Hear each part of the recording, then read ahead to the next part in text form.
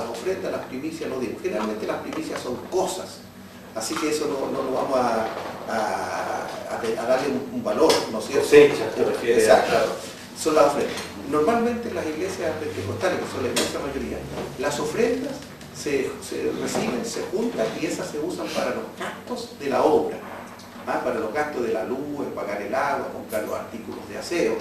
Y si falta, ¿no es cierto?, se hace una segunda, incluso hasta una tercera ofrenda. Yo he estado en reuniones donde ha habido hasta 3 ofrendas.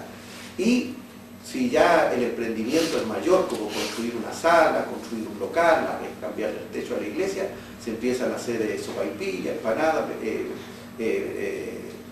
y platos únicos para vender. Porque normalmente, estimados panelistas y estimados oyentes, normalmente los diezmos de la iglesia, ¿no es cierto?, entonces se le entregan en forma directa al pastor, entrando ya al tema en qué se usan los diezmos, para el sueldo del pastor. Los diezmos que se recogen en la iglesia constituyen el sueldo del pastor. Y la verdad es que en este aspecto, ya entrando, digamos, en informaciones más sólidas y más duras, nosotros no tenemos idea cuánto gana el pastor. Porque como no sabemos cuánto le entra, no sabemos cuánto hermanos le diezman, el pastor prácticamente es el único, a veces ni su esposa ni sus hijos saben cuánto gana, porque el diezmo, todos los diezmos que dan los hermanos en una iglesia constituyen el sueldo del pastor, ¿no es cierto? Y no sucede, digamos, en la mayoría de las iglesias evangélicas que eso lo den en un sobre personalizado. Ya les dijimos, los hermanos lo echan incluso al bolsillo, se lo pasan al pastor, o se lo arrastran sobre la palma de la mano cuando les saluda. Así que, y en ese aspecto, no sé si nosotros estaríamos en condiciones también de decir cuál debería ser el sueldo de un pastor. Marco aludía de que el ingreso promedio de los chilenos del orden de 350.000. ¿Debería ser ese el sueldo de un pastor? ¿Cuánto debería ganar? ¿Cuánto debería ganar un pastor? Bueno, en nuestro país en este momento la situación se da que el pastor gana lo que los hermanos le diezman. Así que si él tiene una iglesia de 20, 30 personas y le diezman 5, ¿no es cierto?, el pastor ganará 150, 200, 300.000 pesos.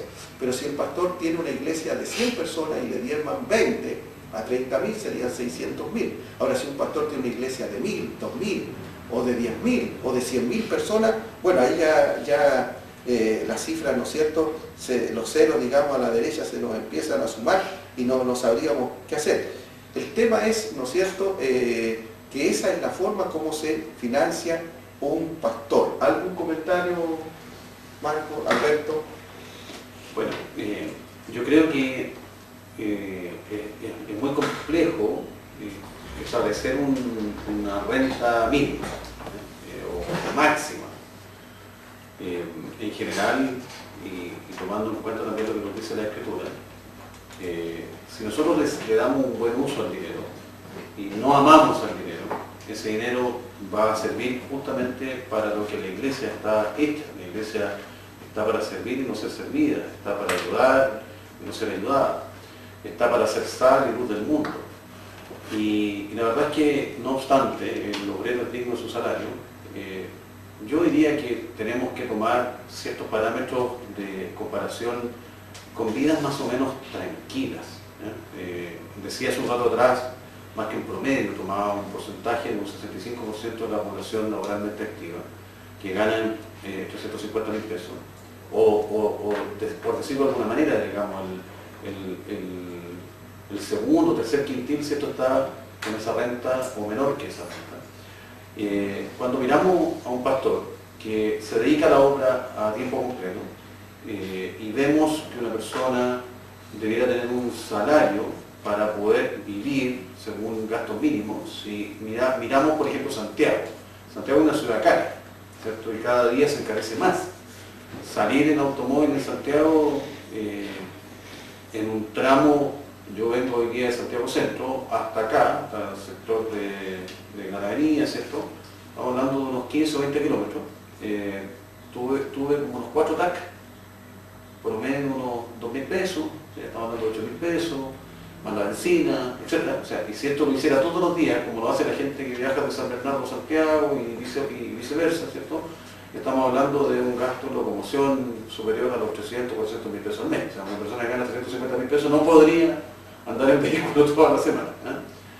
Si lo vemos desde el punto de vista de la locomoción, en Santiago anda por ahí, 200 mil pesos, 150 mil pesos de gasto en locomoción. A eso le sumamos la alimentación, etc. O sea, para mí, hoy día, para que una persona en la ciudad de Santiago, para no estar hablando de la ciudad, porque cada ciudad tiene su característica particular. Antofagasta es carísimo también, ¿cierto? En Arica, si bien es cierto, las distancias son más cortas, pero hay cosas que son más caras. Me puedo comprar un auto que aquí en Santiago cuesta 10 millones, me lo compro en 2 millones de pesos en Arica, pero los alimentos son carísimos, en fin. Para que una persona viva dignamente, yo diría que su sueldo no debiera ser inferior a los 700, 800 mil pesos. Para que viva de manera digna, y no estoy hablando de una persona que se enriquece con eso, por el contrario. O sea, un profesional hoy día, un profesional, un contador auditor, ¿cierto? Un ingeniero recién titulado, en el caso, ¿cierto?, del Marcelo, deberían dar alrededor de esa renta, 700, 800 mil pesos, dependiendo de la carrera también. Hay otros que son más demandados y que ya entran ganando 1.200.000, 1.300.000, pero 700, 800 mil pesos es una renta que por lo menos, desde mi mirada, me permite tener una dignidad de vida. No podemos pensar que nuestro pastor, como alguien lo escuché en alguna ocasión, ¿cierto?, y toma mucho en cuenta esa frase que Jesucristo no tenía donde recostar su cabeza. Si me pongo a hacer cuenta de eso, y lo siento mucho, pero soy economista, y me pongo a sacar en cuenta los discípulos que lo seguían, cada discípulo tenía cada ingreso que ustedes se lo imaginen, digamos. Pablo era arquitecto, era ciudadano romano, para qué decir Mateo, para qué decir Juan, que venía, ¿cierto?, del sacerdocio, en fin. O sea, la iglesia necesita de los ingresos de los seguidores justamente para vivir. Y ese pastor necesita un ingreso suficiente para poder estar tranquilo. No puedo tener un pastor que no viva de la generosidad de la gente, sino que de la caridad. O sea, lo que tú decías, Rodolfo, qué triste ver que tú empiezas a hacer vino, que empiezas a hacer, no pico, no me hablar de vino, porque el ministro dijo eso, no me hablar de vino, empiezas a hacer sopaipillas, completo y otras cosas más, ¿cierto? Para poder pagar la luz, el agua, porque no hay dinero suficiente. ¿Y qué decir si en la iglesia pequeñita el pastor no vive con esos ingresos? Entonces obligamos a nuestros pastores a que salgan a trabajar en un trabajo secular y descuida la parte más importante que es la parte espiritual. Exacto. Y, es cierto, algo importante que decir, me gustó eso que aludió Marco en este momento, decir, ¿no es cierto?, dar una frase, digamos, muy sencilla y menor. Un pastor desempeña mejor su cargo y predica mejor si tiene la guatita llena que si la tiene vacía. ¿Algún comentario, Alberto, sobre ese tema antes de ir más y de entrar, empezar a entrar al área chica? No respecto del tema de cuánto quiera ganar el pastor, porque eso depende de la iglesia donde esté y depende de la bendición que Dios le dé. Porque si Dios bendice a ese pastor con muchos miembros y con mucho tiempo, él va a tener un ingreso bueno. Puede que haya un pastor joven que lo mandan a otro lugar a abrir una obra, inicialmente va a partir con lo que tenga, que es muy poco. Eso es un tema más bien económico, eclesiástico, pero nosotros vamos a ver en un ratito más tema cómo tributa esa parte, cómo la parte contable de esos ingresos, de esos flujos, cómo se contabilizan y cuál es la parte tributaria de eso, que son dos mundos distintos. Exacto. Y separados. Bueno, ahí como ven, nuestro hermano Luis Alberto presionando ya para que entremos ahí al área chica, pero vamos de a poco. Bueno, lo que hemos dicho hasta este momento, ¿no es cierto?, sobre el tema de los ingresos pastorales, digamos, yo creo que hemos tratado de ser muy sinceros, muy abiertos, muy transparentes, digamos, en tratar este tema. Yo creo que hemos dicho cosas revolucionarias que jamás no se dicen del púlpito, y las estamos compartiendo aquí porque el obispo Édito, a través del Ministerio Evangélico Nacional Cristiano por Cristo por Chile, quiere bendecir a los pastores, quiere bendecir a las iglesias con enseñanzas.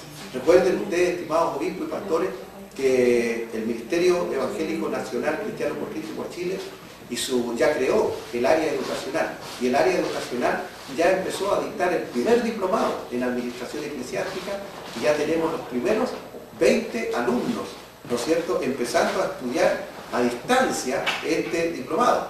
Y esta actividad, esta cumbre radial, que suma más de 200 radios en el país, ¿no es cierto?, son la inspiración, son el llamado de Dios, la vocación del obispo Edito para enseñar, para bendecir. El obispo Edito desea que a los pastores les vaya bien, que el Señor los bendiga, que el Señor los levante, que el Señor los prospere en grande manera. Ahora vamos a pasar a una parte, ¿no es cierto?, ya un poquito más densa con relación a lo que estamos hablando del ingreso de los diezmos, que el diezmo se usa como sueldo del pastor, etc.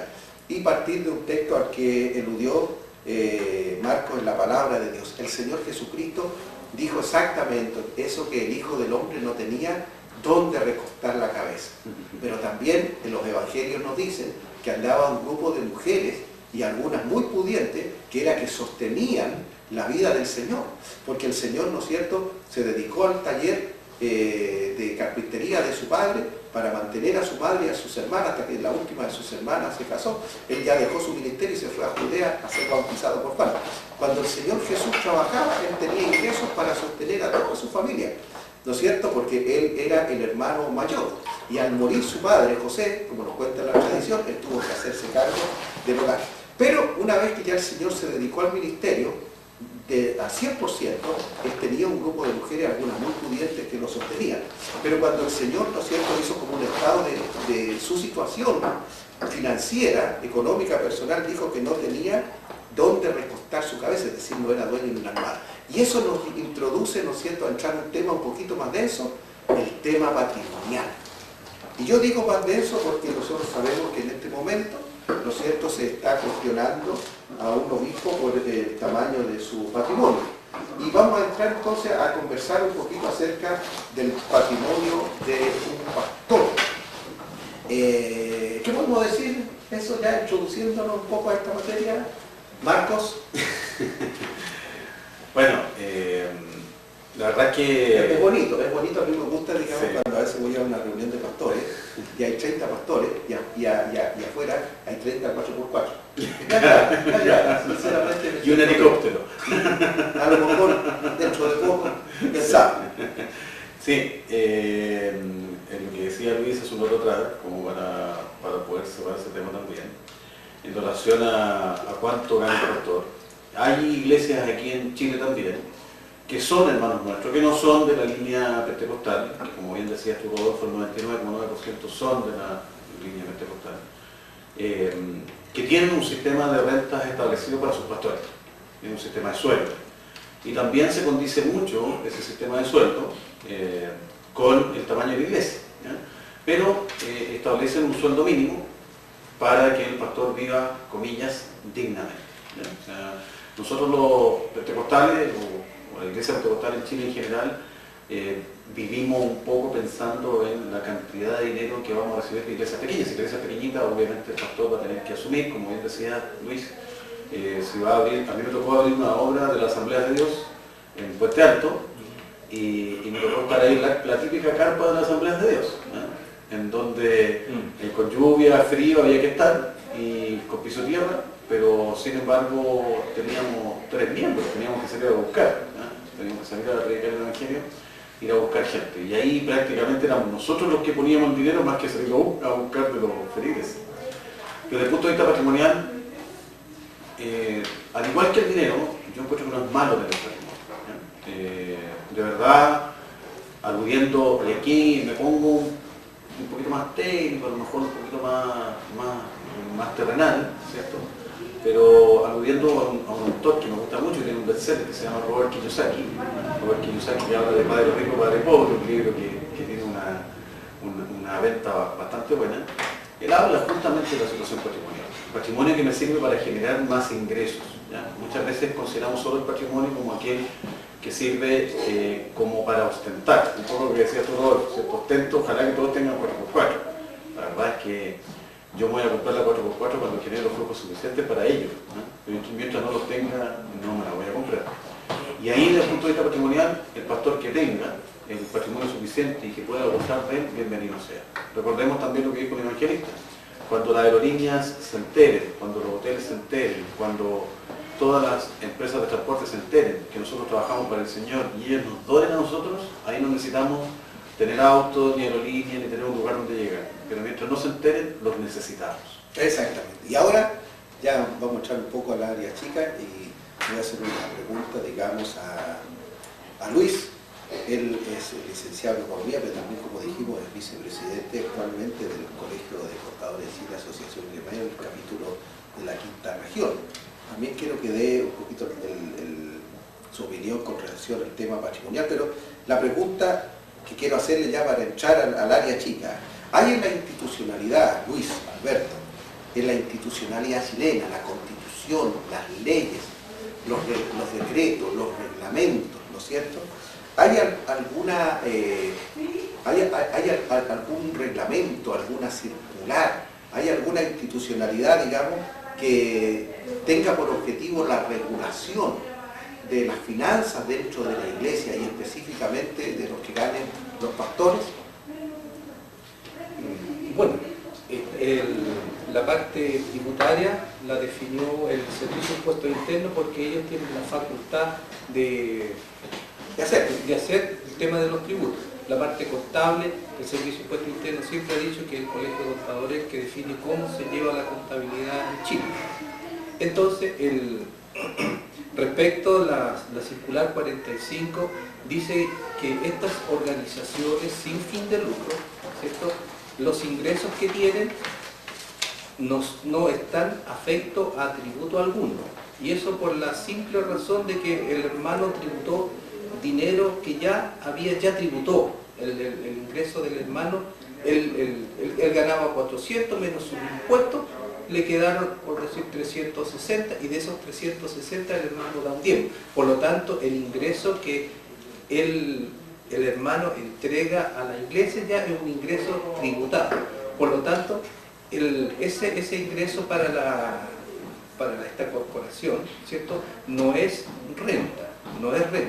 Pero la circular 45 dice que se mantiene no renta mientras el destino de ese dinero sea para las actividades de culto. Y las actividades de culto puede ser pagarle al pastor, construir la iglesia, todo lo que esté relacionado. Si es que en algún minuto no se hacen gastos que no son de la actividad de culto, ese ingreso deja de ser efecto. O sea, deja de ser exento y tiene que tributar. Por ejemplo, si yo le pago a un ingeniero que me haga un proyecto, ese proyecto el ingeniero tiene que tributar porque él me tiene que hacer una boleta de honorario legal. Esa es la parte respecto de la parte de los tributos, de los ingresos que tienen las iglesias. En alguna medida, digamos, Luis Alberto ha respondido también o ha entregado su opinión con respecto al patrimonio, ¿no es cierto?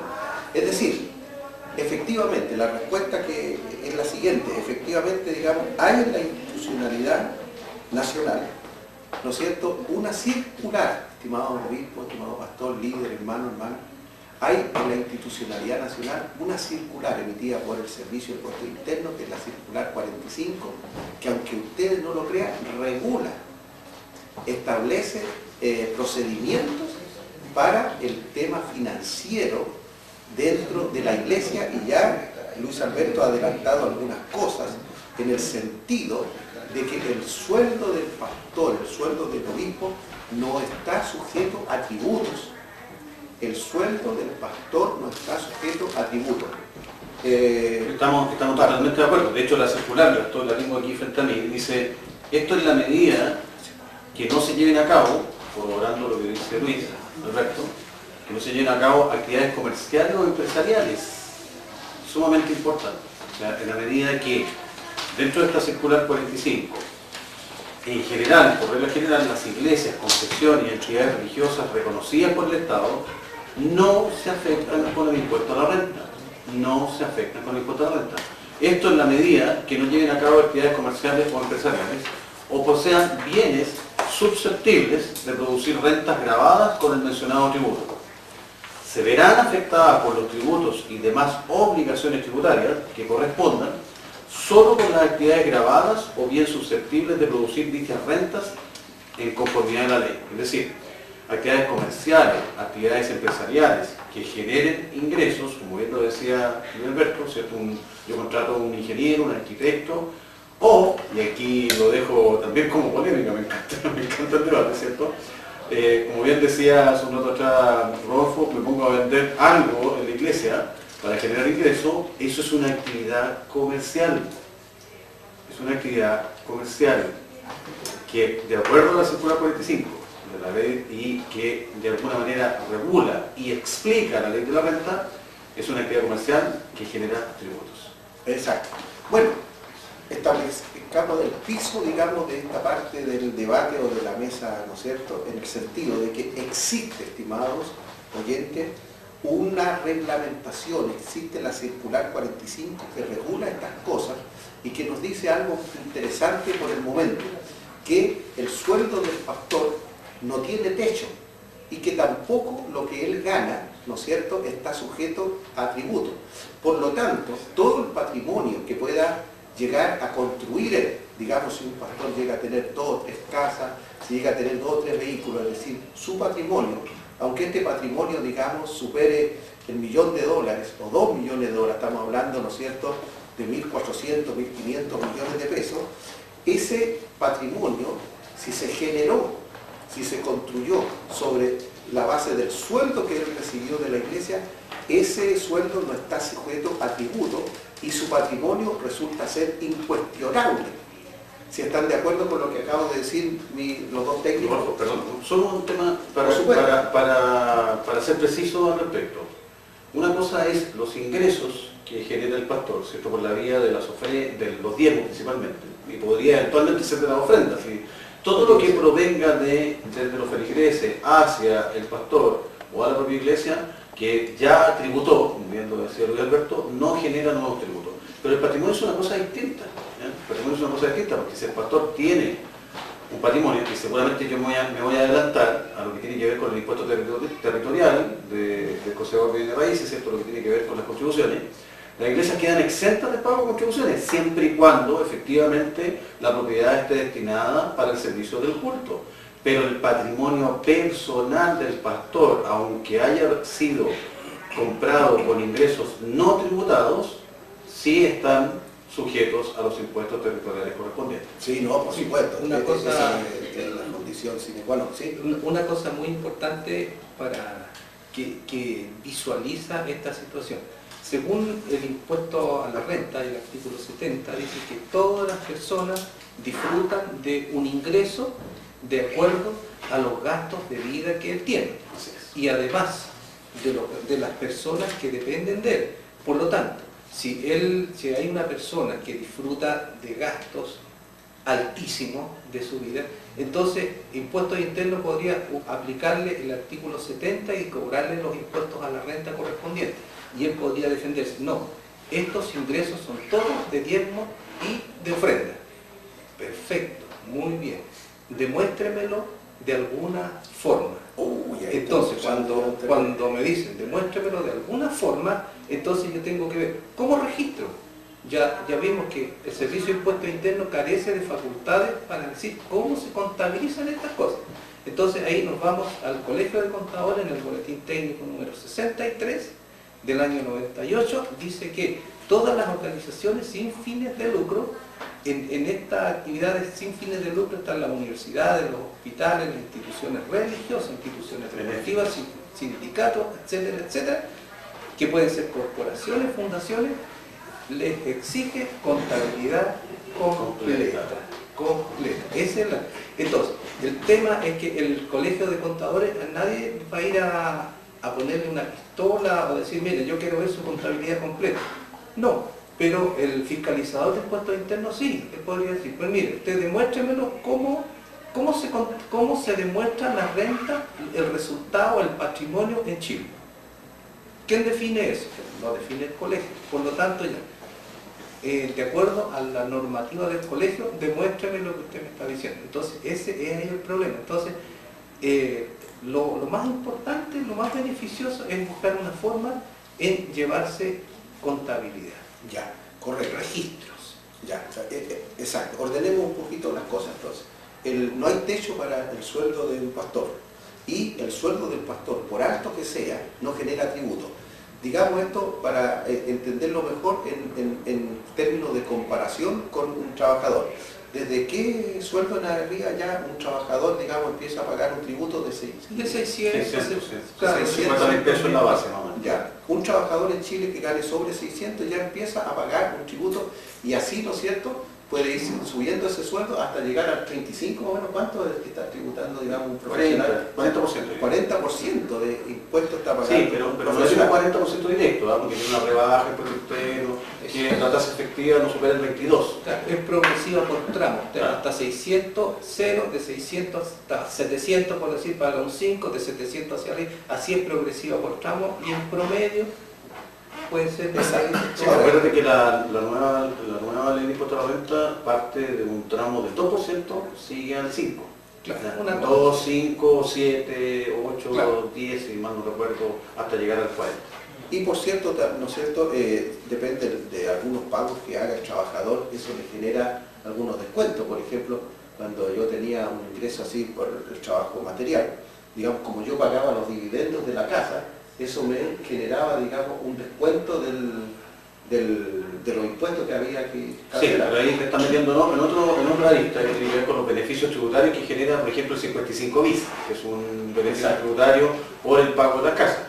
En algún momento se potenció mucho el DFL2, ¿cierto? O dado que la gente podía comprar en una fecha determinada, con un descuento del 10%, etc. Para precisar algo lo que dijiste, Rodolfo, porque no quieren la nebulosa. Sí, por supuesto. Los ingresos de los pastores, efectivamente, no importa el monto que genere, no tributan si es que provienen de ofrendas y diezmos. Sí. Pero lo que decía Alberto es muy importante destacarlo.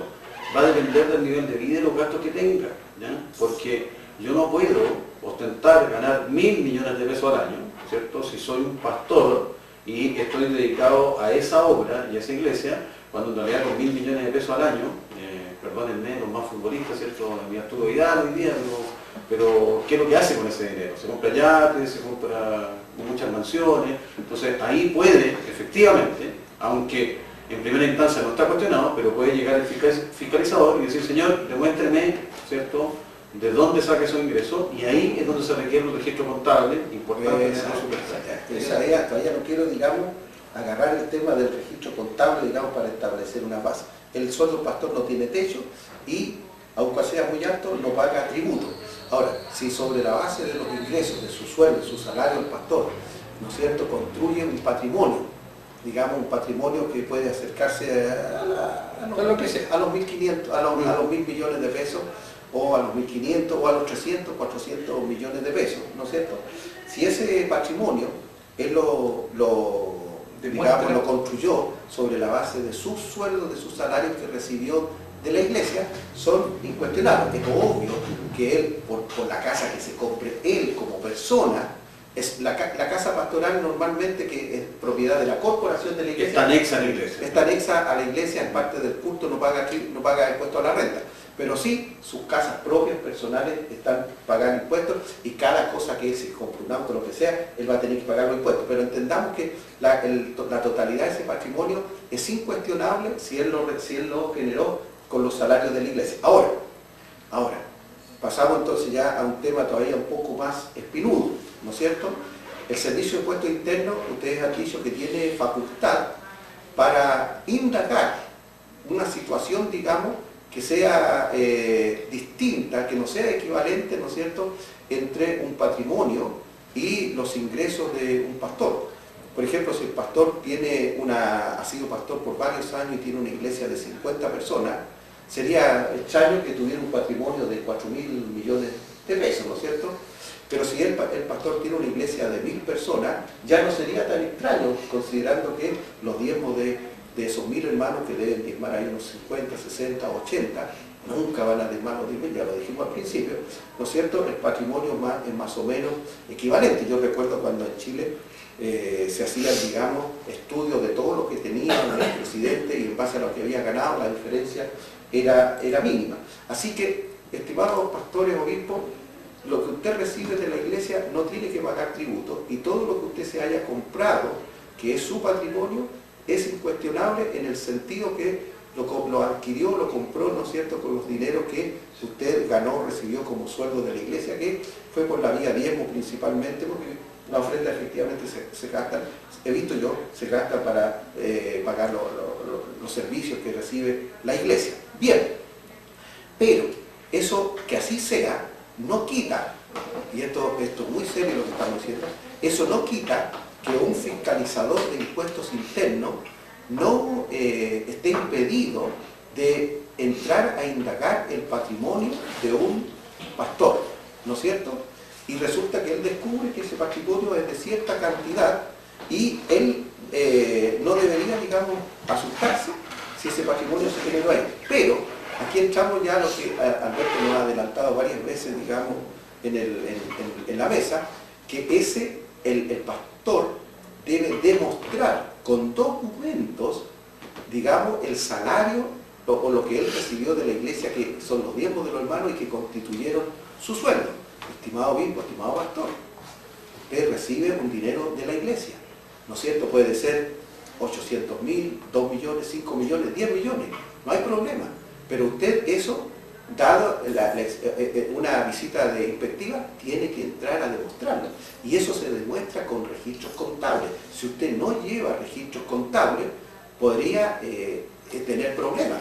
Y yo creo, ¿no es cierto?, porque así lo dice, digamos, la costumbre, en este caso, estimados técnicos, la costumbre, digamos, es que eso no ha sucedido porque tenemos un Estado y tenemos un gobierno y un servicio de impuestos internos que ha sido extremadamente benigno, magnánimo y generoso, delicado, cuidadoso, de nunca, ¿no es cierto?, acercarse a la iglesia, acercarse a los pastores para indagar, porque, bueno, sería políticamente muy mal visto, al gobierno de turno le acarrearía, ¿no es cierto?, muchos problemas electorales, la iglesia lo consideraría una persecución, pero digamos que en Estados Unidos, donde está el centro del evangelicalismo mundial, digamos, el servicio de impuestos internos tiene facultad para entrar y las iglesias tienen la obligación de llevar contabilidad y esas cosas. Y nosotros estamos viendo que en América Latina los gobiernos también están queriendo, digamos, entrar a indagar estas cosas en la iglesia, porque hay muchas megas iglesias en América Latina, iglesias de cientos, de miles y miles de personas que generan mucho dinero. De hecho, hace poco escuchamos que un presidente latinoamericano quería que hubiera un notario, ¿no es cierto?, en el momento que estuviera ahí para que contara la ofrenda y los diezmos, porque él dijo, yo quiero saber en qué invierten ustedes esas cosas, porque de acuerdo en lo que inviertan ese dinero, yo quiero cobrar los tributos correspondientes. Estimado pastor, y aquí es donde la iglesia tiene que reflexionar, los pastores tienen que reflexionar. Tenemos, hasta la fecha hemos tenido, ¿no es cierto?, desde el inicio de la circular, desde el inicio de la ley de culto y desde el inicio, digamos, de la separación de iglesia y Estado del año 25, hemos tenido un gobierno muy generoso, muy magnánimo, muy benigno con el tratamiento económico dentro de la iglesia, pero es muy probable, digamos, que dada, digamos, la internacionalización, digamos, de los sistemas contables, el comercio internacional, digamos, y también de este movimiento tan fuerte y poderoso que hay en el mundo hacia la transparencia, llega el momento en que haya una exigencia, digamos, con relación a esto. Rodolfo, en ese sentido, yo diría que cuidemos lo que tenemos, cuidemos lo que hemos logrado en la iglesia y que no exista lo que se conoce hoy día como objeción de conciencia, pero al revés, que sea el Estado que objete la conciencia de los ingresos que está recibiendo el pastor y que vaya a poner, como bien decías tú, ¿cierto?, un notario para poder saber dónde se están destinando los dineros. En la Escritura encontramos claramente que el Señor entrega su tributo y entendamos desde el punto de vista de la historia del tributo. Cuando nosotros empezamos a pensar en la historia del tributo propiamente tal, surge este tributo para financiar guerras, para financiar imperios, para financiar colonizaciones, y normalmente se le cobraba a la gente más rica. La gente más pobre no tenía ingresos suficientes, ¿cierto?, para generar los tributos. Y van y le piden el impuesto a Jesús. Entonces, ¿y tú acaso no tributas? ¿Acaso tú no pagas tus impuestos? Y él dice, para no ofenderlos, ¿cierto?, anda al mar, saca un pez, saca el dinero de ahí y paga el tributo tuyo y el tributo mío para no ofenderlos. Entonces, nosotros en eso creo que tenemos que ser muy cuidadosos, y muy bien lo reflejaba tú, Rodolfo, en el sentido de que nuestros pastores entendamos que la ley nos permite es bastante, comillas, permisiva en ese aspecto, dando la libertad de que todos los ingresos que se perciben por la vía de ofrendas, de diezmo, etc., no son afecto a tributo. Escuchaba, tuve la oportunidad de asistir al diplomado, ¿cierto?, y dar ahí una charla de un ejemplo que me ponían respecto de un pastor que para justificar la compra de un vehículo, ¿cierto?, había empezado a boletear. Ay, Dios mío, me cuesta decir esto, pero tengo que decirlo. Por favor. Si nosotros pensamos desde el punto de vista de nuestro corazón y somos personas conforme al corazón del Señor, recordemos que nadie está libre de pecar, nadie está exento del pecado. Por eso tenemos que orar todos los días que el Señor nos libre de la tentación y nos libre del mal. Pero en la medida que yo tiento al enemigo, ¿cierto?, para pecar, la verdad es que me vuelvo un pecador empedernido. O sea, si yo lo tiento todos los días, ¿para qué voy a dar una boleta? ¿A título de qué? Ya tenemos, y ahí seguramente ya los que son contadores, ¿cierto?, me siguen, ya tenemos ejemplos de sobra, y no me quiero meter ahí, solamente mencionando con el financiamiento irregular de la política. Boletas que no tenían ningún tipo de destino. Entonces, estoy boleteando como pastor para poder justificar una renta, para poder comprarme un vehículo. Y yo la pregunta que hice en la charla, ¿y el vehículo para qué? ¿Para uso de qué es? Para la iglesia. Ah, ¿y para trasladarse? Sí. Para ir de una iglesia a otra, porque yo tengo varias iglesias. ¿Y para qué entonces boletea?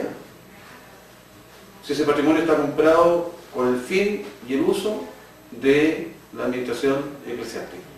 Ahí es donde falta la otra parte, está la parte dinero y falta la parte contable, porque si claro, la parte contable y van las dos cosas paralelos sería fantástica. Una cosa que yo quería aprovechar es que cuando tú hablaste de otros países, en el caso de nosotros en Chile tenemos el beneficio de que somos bastante formales, porque resulta que nosotros pagamos el IVA 19% y ¿cómo se calcula ese IVA 19%? Van a cualquier negocio y le dicen, mire, yo quiero ver ¿cuáles son tus ventas? Y el señor saca su libro de venta, lo suma, saco el 19% y le aplico el 19% y ese es el IVA. Pero en otros países, donde la contabilidad no es tan formal como nosotros, entonces el fisco quiere decir, yo quiero cobrarle el 10% de sus ventas. ¿Cuánto vendió? No tengo libro de venta. Quiero cobrarle el 50% de esto. Pero no hay una base. Por lo tanto, ellos andan buscando una base donde aplicar un impuesto. Por eso que nosotros estamos como Chile, estamos bastante más arriba que algunos de esos países. Por lo tanto, nosotros tenemos que una institucionalidad que disfrutar, defender, y cada vez que nosotros compremos tenemos que exigir nuestra boleta porque esa es la formalidad que tiene el país. Y eso es algo muy positivo que lo tenemos que proteger. Exacto. Bueno, hay dos, digamos, tendencias en el mundo actual en ese sentido, ¿no es cierto? La primera tendencia es a que la regulación, digamos, llegue hasta la base misma de la actividad económica de un país. Yo efectivamente, digamos, salí del país a un país vecino el año pasado, visité esa ciudad de un país vecino y prácticamente todo el comercio en esa ciudad funcionaba sin dar la boleta. A pesar de que en la entrada al país había un tremendo letrero, una gigantografía que decía, señor turista, pida su boleta cada vez que haga una compra, pero nunca, tuvo allí un par de días, nunca nadie nos dio una boleta, así que debe ser muy difícil. Y la tendencia, ¿no es cierto?, es hacer que la regulación llegue. Y como aquí ya tenemos la boleta electrónica, la factura electrónica, cada vez va a ser más difícil evadir. Pero hemos dicho hasta el momento, ¿no es cierto?, que el Estado ha sido muy generoso con las iglesias al dejarle, prácticamente hay un laissez-faire que le dejan a la iglesia. Pero hay otra tendencia, o sea, aparte de la tendencia a regularlo todo, está también la tendencia por el otro lado a la transparencia. Es decir, se le está exigiendo al Estado y a las organizaciones que sean transparentes en el sentido de cómo funciona, cuánto ingresa y en qué se gasta ese dinero.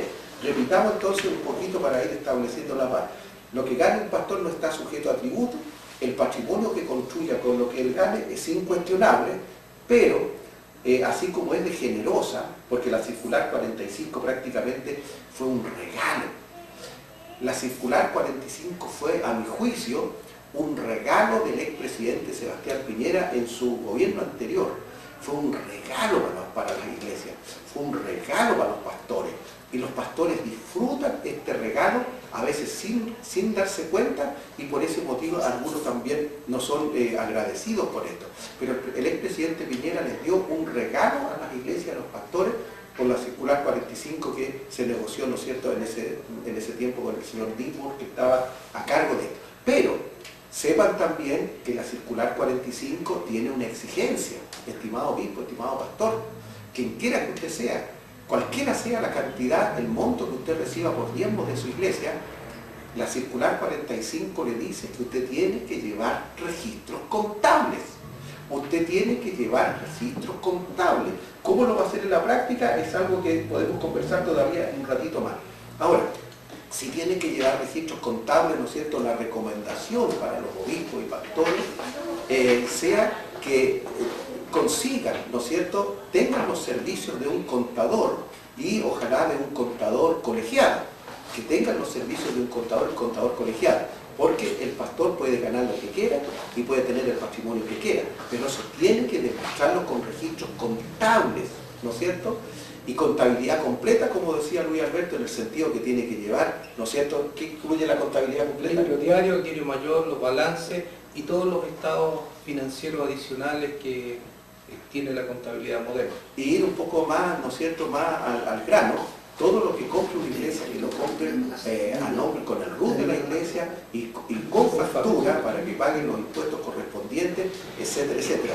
Porque la verdad es que el Señor Jesús habló mucho de estas cosas y también se espera que las iglesias, especialmente las iglesias, sean muy, digamos, rigurosas en la administración de su economía, sean, a lo mejor tal vez va a ser difícil que se llegue a una transparencia, en el sentido que los pastores puedan dar a conocer lo que ellos ganan, porque eso va a ser muy difícil, hay un secretismo muy grande en esto, así que eso va a ser muy difícil, pero que la regulación, está bien, ya que un pastor no le diga a nadie cuánto gana, que nadie sepa cuánto gana un pastor, que cuánto recibe de diezmo, pero eso no va a poder, ese secretismo no lo va a poder mantener cuando reciba la visita de un inspector del Servicio de Puestos Internos que quiera, digamos, solamente comprobar, ¿no es cierto?, que él tiene. ¿Y cómo lo va a comprobar? No con sus palabras, sino que usted lo puede comprobar con registros contables. Así que, pastores, obispos, ustedes tienen que llevar registros contables, contabilidad completa, como dice el vicepresidente del Colegio de Contadores, el presidente de la quinta región,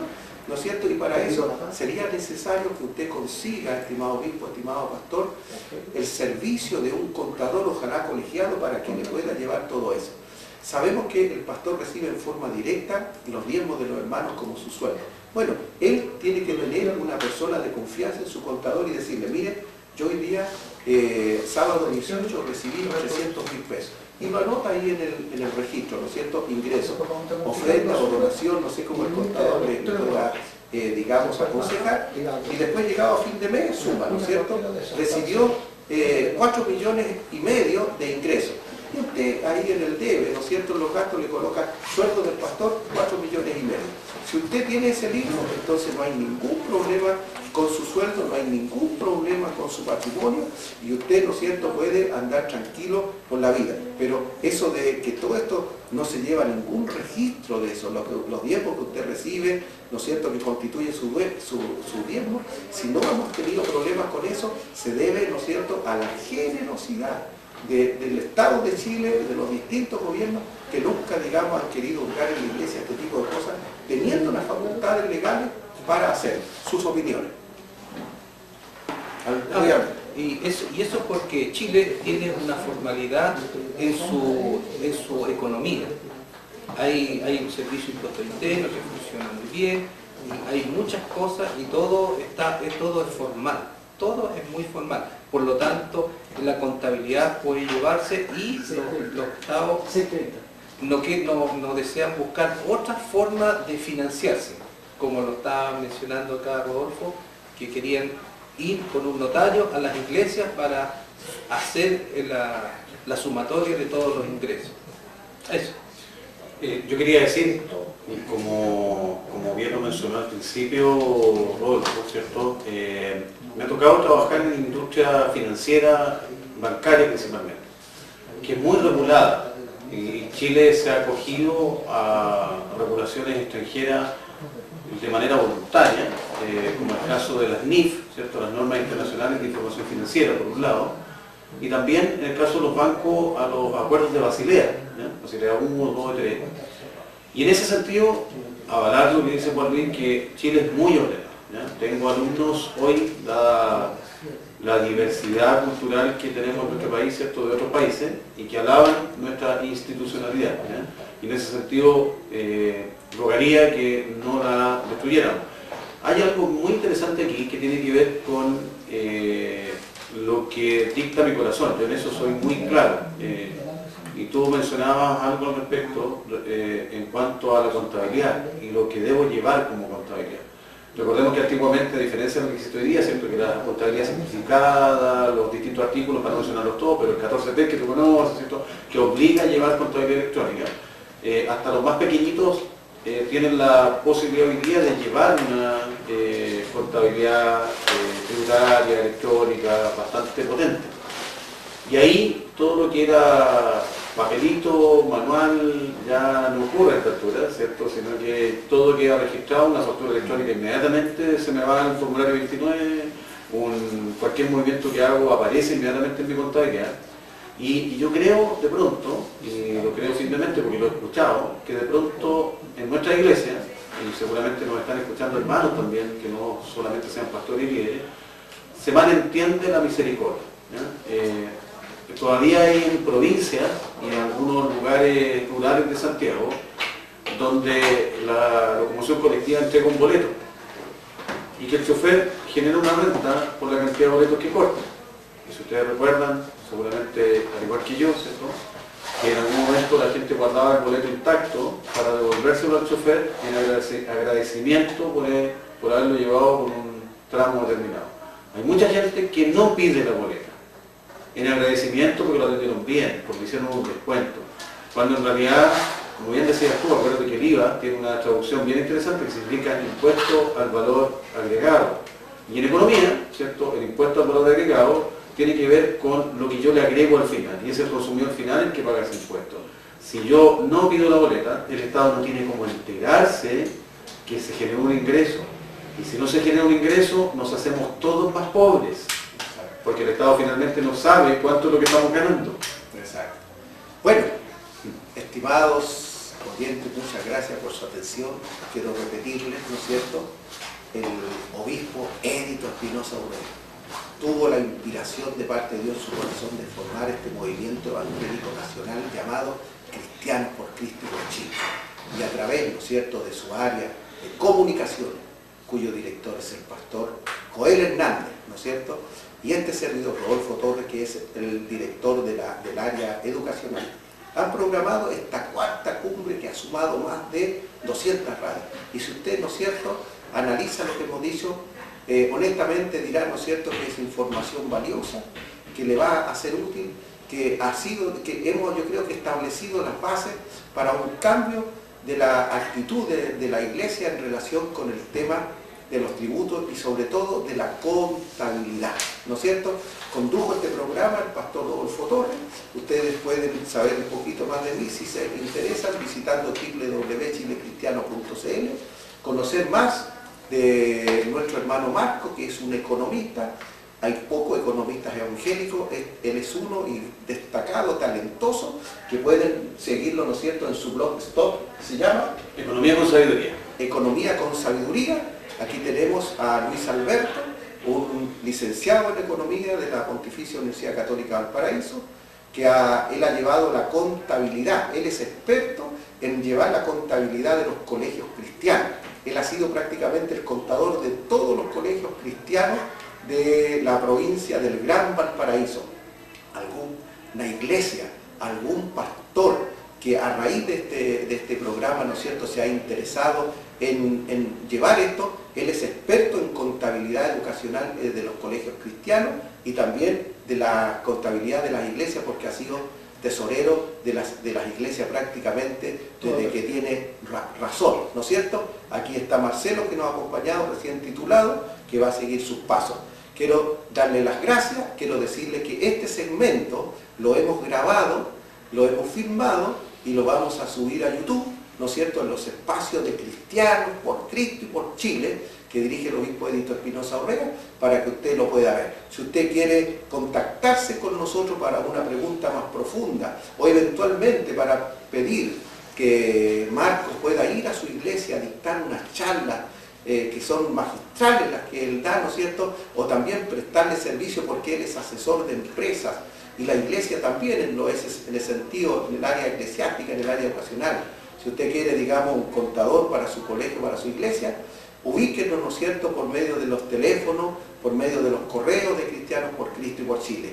El pastor Rodolfo Torres y los que estamos aquí, les saludamos, les bendecimos, le agradecemos y siga con nosotros, no se canse porque viene otro espacio, otro segmento muy interesante para la edificación de la Iglesia de Cristo, para Jesucristo, Dios y Salvador. Sea toda la honra, la gloria y la alabanza desde ahora y para siempre.